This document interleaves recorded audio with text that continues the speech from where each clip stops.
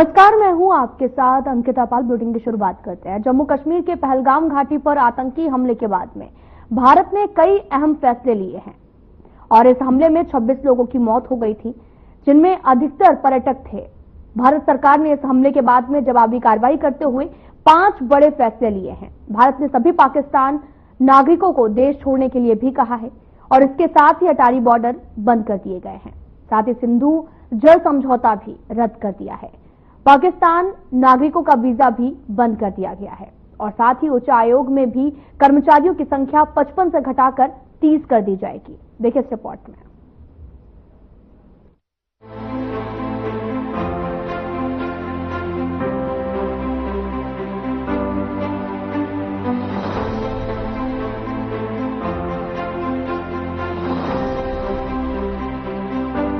पहलगाम में हुई घटना के बाद भारत सरकार के तेवर काफी सख्त नजर आ रहे हैं। लगातार बैठकों का दौर जारी है। बैठक में पाकिस्तान के खिलाफ कठोर फैसले लिए जा रहे हैं। भारत की तरफ से लिए जा रहे फैसले को लेकर पाकिस्तान बेचैन नजर आ रहा है। भारत सरकार जल्द पाकिस्तान का हुक्का पानी बंद करने जा रही है। भारत ने कूटनीतिक तौर पर बड़ा काम किया है। भारत ने पाकिस्तान का हिसाब करने के लिए दिल्ली में पीएम मोदी के साथ सीसीएस की बैठक की। 2.5 घंटे तक चले इस बैठक में पाकिस्तान पर बड़ी कूटनीतिक स्ट्राइक की गई।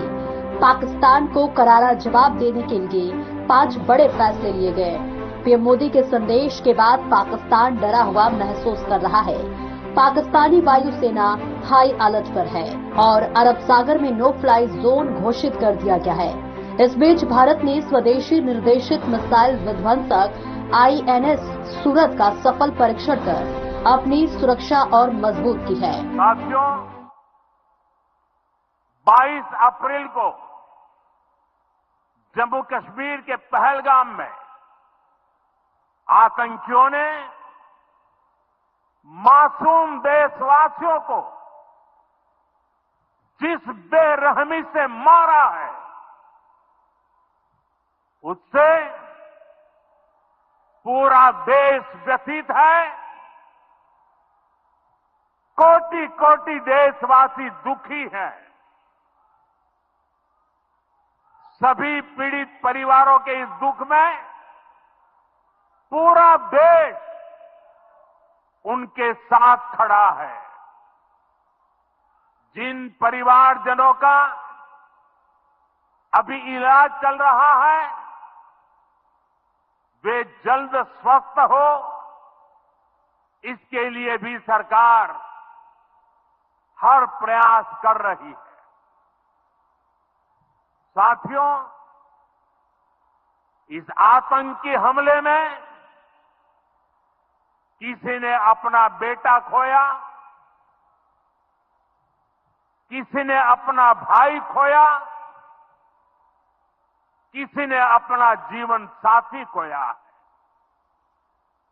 उनमें से कोई बांग्ला बोलता था, कोई कन्नड़ा बोलता था, कोई मराठी था, कोई ओडिया था, कोई गुजराती था, कोई यहां बिहार का लाल था।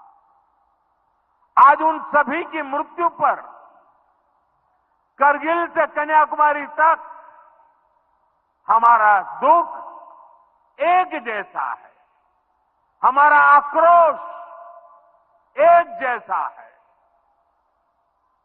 ये हमला सिर्फ निहत्थे पर्यटकों पर नहीं हुआ है।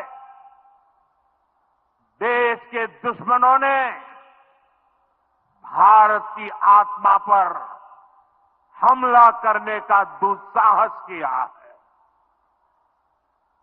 मैं बहुत स्पष्ट शब्दों में कहना चाहता हूं, जिन्होंने ये हमला किया है, उन आतंकियों को और इस हमले की साजिश रचने वालों को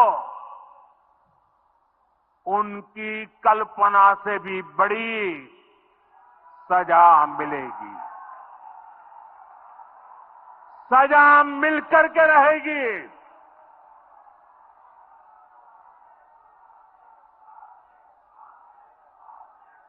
अब आतंकियों की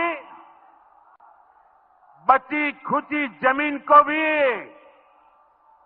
मिट्टी में मिलाने का समय आ गया है।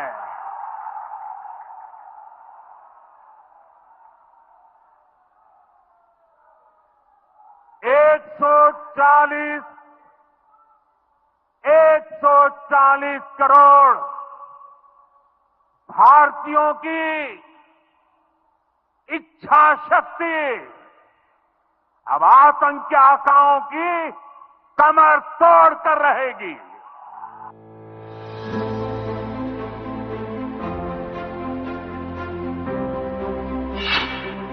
सरकार के 5 कड़े फैसले। 1960 के सिंधु जल समझौते पर तत्काल प्रभाव से रोक।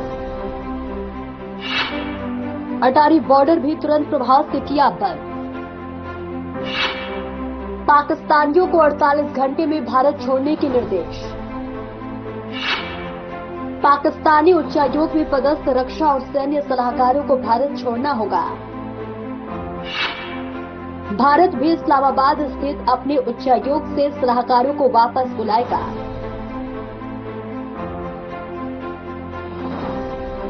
पहलगाम हमले के बाद भारत की कार्रवाई से पाकिस्तान बौखलाया हुआ नजर आ रहा है।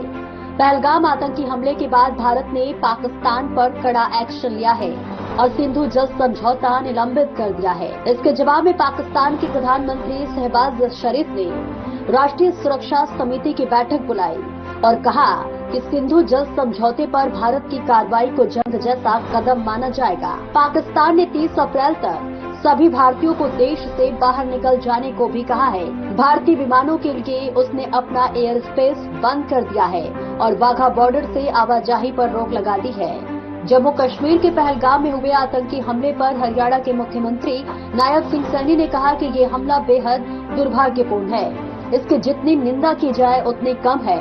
उन्होंने कहा कि दुख की इस घड़ी में सरकार उन लोगों के परिवारों के साथ खड़ी है जिन्होंने इस घटना में जान गंवाई है। मैं ईश्वर से प्रार्थना करूंगा कि उनकी वीर आत्माओं को अपने श्री चरणों में स्थान दे। इस जघन्य घटना को अंजाम देने वालों के खिलाफ सख्त कार्रवाई की जाए ताकि कोई और ऐसा करने से पहले 2 बार सोचे। उन्होंने कहा कि पहलगाम में पर्यटकों पर हुए कायराना आतंकी हमला दुर्भाग्यपूर्ण है। दुख की घड़ी में मेरी संवेदनाएं शोक संतप्त परिजनों के साथ है। जिन परिवारों को दुख हुआ, सरकार उनके साथ पूर्ण रूप से साथ है। बुज़दिल और घिनौने कृत्य को अंजाम देने वाला कोई नहीं बचेगा। जम्मू कश्मीर में जो हमारे सैलानी थे, टूरिस्ट परिवार सहित घूमने के लिए जाते थे, जो कायरतापूर्ण एक योजनाबद्ध तरीके से वहां हमला हुआ है वो दुर्भाग्यपूर्ण है। उसकी जितनी निंदा की जाए उतनी कम है। आदरणीय अमित शाह जी रात ही श्रीनगर में पहुंच गए थे।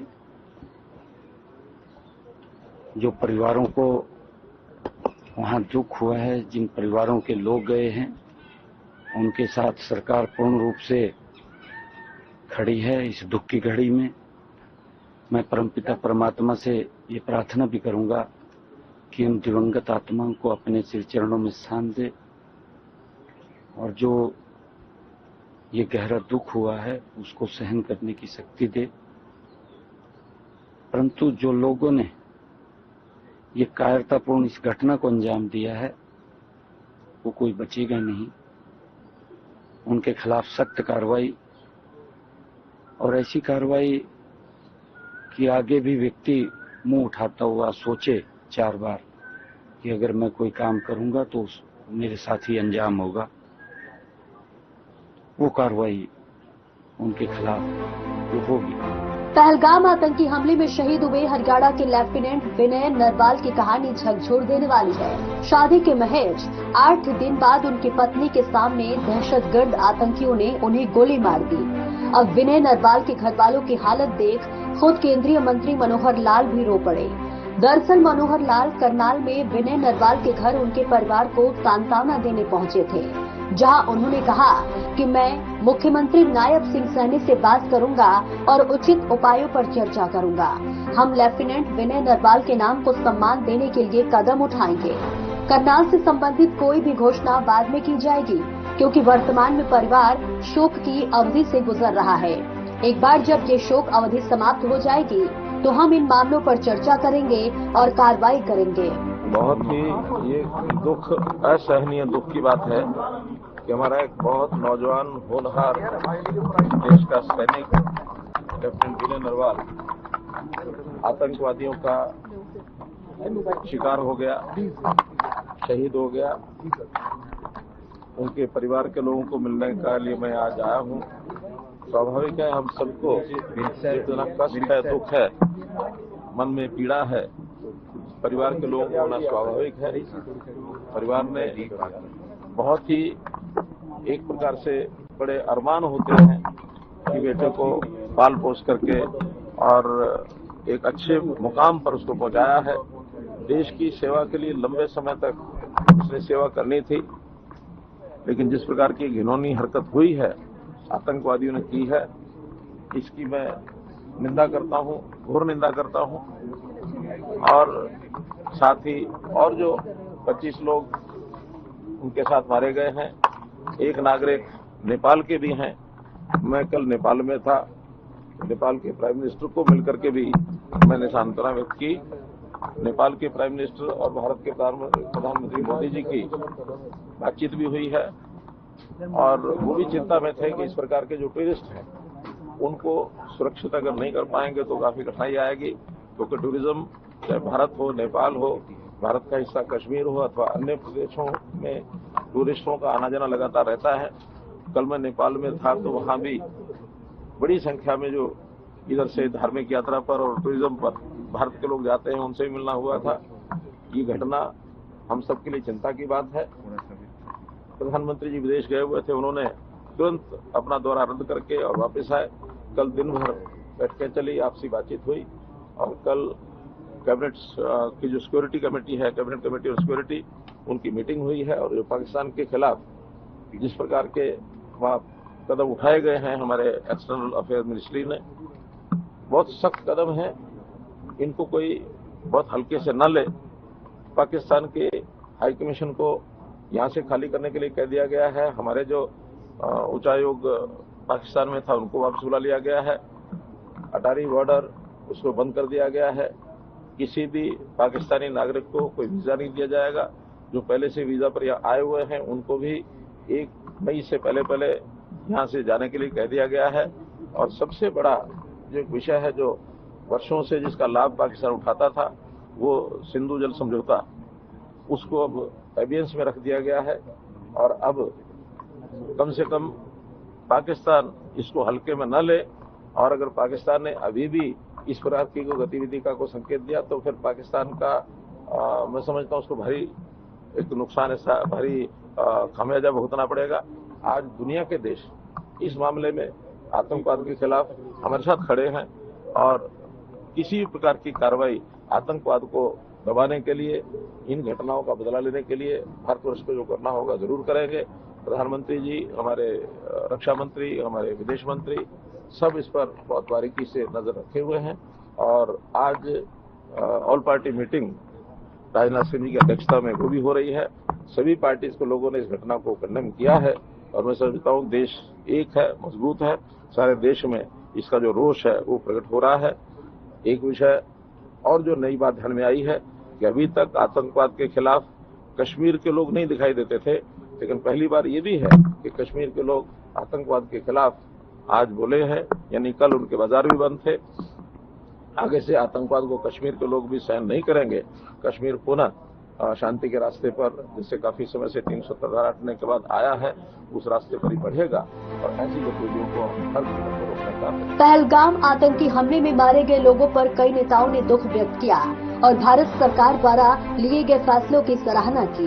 इसके साथ ही पहलगाम आतंकी हमले में मारे गए निर्दोष लोगों की स्मृति में केंद्र सरकार द्वारा बुलाई गई सर्वदलीय बैठक के दौरान 2 मिनट का मौन रखा गया। इस घटना पर कई नेताओं की प्रतिक्रियाएं सामने आई हैं। आप जानते हैं पहलगाम में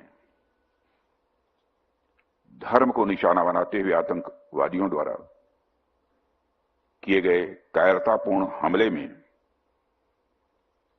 हमारे देश ने अनेक निर्दोष नागरिकों को खोया है। इस घोर अमानवीय कृत्य से हम सभी गहरे शोक और दर्द में हैं।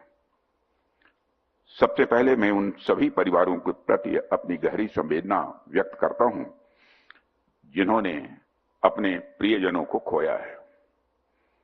इस दुखद समय में दिवंगत आत्माओं की शांति के लिए मैं परमात्मा से प्रार्थना करता हूं।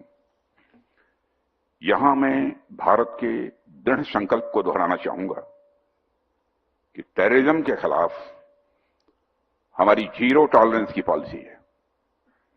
भारत का एक एक नागरिक इस कायरतापूर्ण हरकत के खिलाफ एकजुट है। मैं इस मंच से देशवासियों को आश्वस्त करता हूं, घटना के मद्देनजर भारत सरकार वो हर कदम उठाएगी जो जरूरी और उपयुक्त होगा। और हम सिर्फ उन लोगों तक नहीं पहुंचेंगे जिन्होंने इस घटना को अंजाम दिया है, हम उन तक भी पहुंचेंगे जिन्होंने पर्दे के पीछे बैठकर हिंदुस्तान की सरजमी पर ऐसी नापाक हरकतों की साजिशें रची हैं। भारत एक इतनी पुरानी सभ्यता और इतना बड़ा देश है जिसको ऐसे किसी भी आतंकी गतिविधियों से किसी भी सूरत में डराया नहीं जा सकता। ऐसी हरकतों का जिम्मेदार और इसके जिम्मेदार लोगों को आने वाले कुछ ही समय में जोरदार तरीके से नजर आएगा। पर्यटकों के साथ जो आतंकी हमला हुआ है,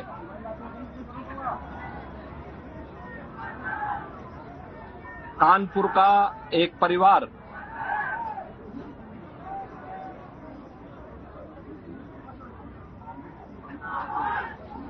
भी उस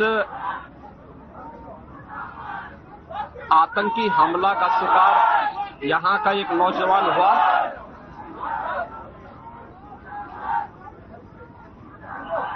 शुभम द्विवेदी 2 महीने पहले ही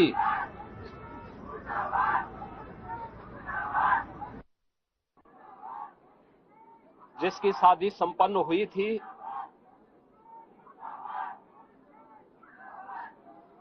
यह पहलगांव का आतंकी हमला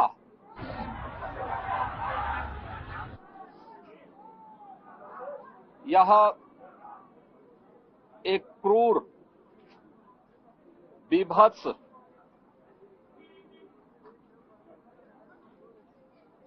कायराना कृत्य है। न केवल देश ने बल्कि दुनिया के हर सभ्य समाज ने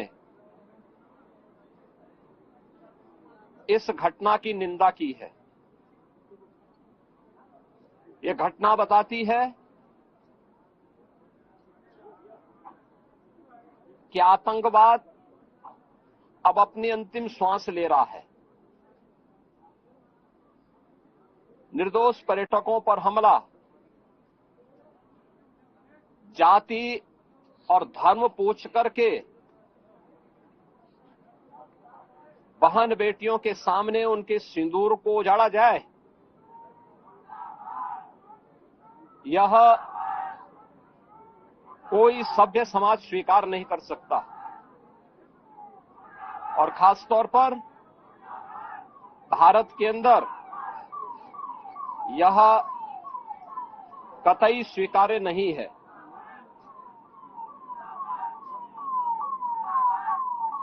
भारत सरकार की आतंकवाद और उग्रवाद के प्रति जीरो टॉलरेंस की जो नीति रही है,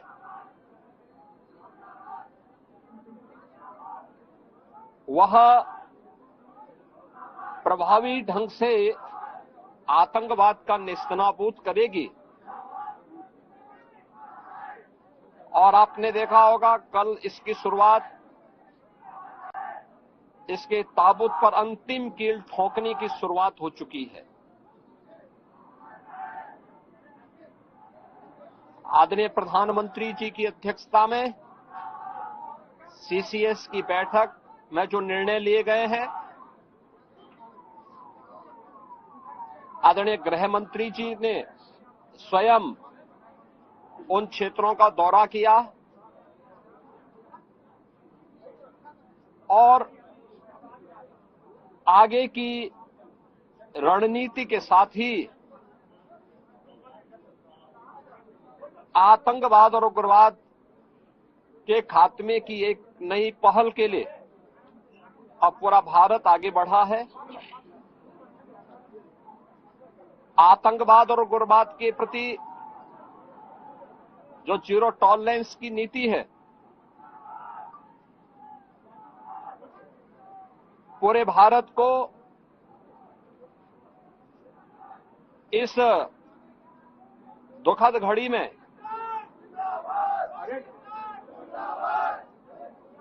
प्रधानमंत्री मोदी जी के नेतृत्व पर विश्वास करना चाहिए।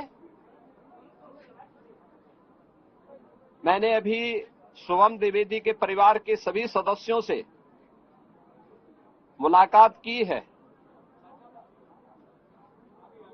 उनके पूज्य पिता से मेरी कल भी बात हुई थी और रात्रि में ही उनकी बॉडी यहां पर आई है। पार्थिव शरीर अंतिम संस्कार की प्रक्रिया के लिए अब आगे प्रस्थान कर रहा है। परिवार दुखित है। शुभम द्विवेदी परिवार का एकमात्र पुत्र था। 2 महीने पहले ही उसकी शादी हुई थी। परिवार दुखित है। वे जिस तरीके से वहां पर जो कृत्य उन आतंकवादियों ने किए हैं, हिंदू मां बहनों के साथ जिस प्रकार की बर्बरता उनके सामने ही उनके सिंदूर के साथ किया गया है, इसी प्रकार से आतंकवादियों और उनके आकाओं को उसकी सजा जरूर मिलेगी। इसमें कोई संदेह किसी को नहीं होना चाहिए। ताज़ियत और हमदर्दी का इजहार जिनके ऊपर और जिनके साथ ये सदमा बीता है। हमारे बाहर से मेहमान आए थे छुट्टी मनाने के लिए। बदकिस्मती से उनको कफनों में घर वापस भेजा गया है। यहाँ हमारा एक गरीब नौजवान मजदूरी करके रोजी रोटी कमाने वाला आदिल घर से निकला था मेहनत की कमाई करने के लिए। बदकिस्मती से आज उनका कफन जो है उनके घर लौटा दिया गया। लेकिन सुनने में आया है कि इनकी मौत ऐसे नहीं हुई। ये बहादुरी का सबूत दिखा रहे थे। वहां लोकल सुनने में आया है कि ये एक शख्स थे जिन्होंने हमले को रोकने की कोशिश की और जिन्होंने शायद बंदूक छीनने की भी कोशिश की और तभी जाके इनको निशाना बनाया गया। Cabinet Committee on Security met this evening under the chairmanship of the Honorable Prime Minister. The CCS was briefed in detail on the terrorist attack on 22nd April 2025 in Pahalgam in Jammu and Kashmir, in which 25 Indians and 1 Nepali citizen were killed. A number of others sustained injuries. The CCS condemned the attack in the strongest terms and expressed its deepest condolences to the families of the victims and hoped for the early recovery of the injured. Strong expressions of support and solidarity have been received from many governments around the world, which have unequivocally condemned this terror attack. Bharat के इस कठोर फैसले से पाकिस्तान पर दुखों का पहाड़ टूटना तय है। आतंकियों ने इस हमले के बाद अब तक की सबसे बड़ी हिमाकत की है। वहीं भारत ने अपने कड़े फैसले लेकर पाकिस्तान पर आर्थिक, राजनीतिक और कूटनीतिक रूप से गहरी चोट दी है। अब देखना ये होगा कि भारत सरकार के इस फैसले से पाकिस्तान पर क्या और कितना असर होता है। Bureau report.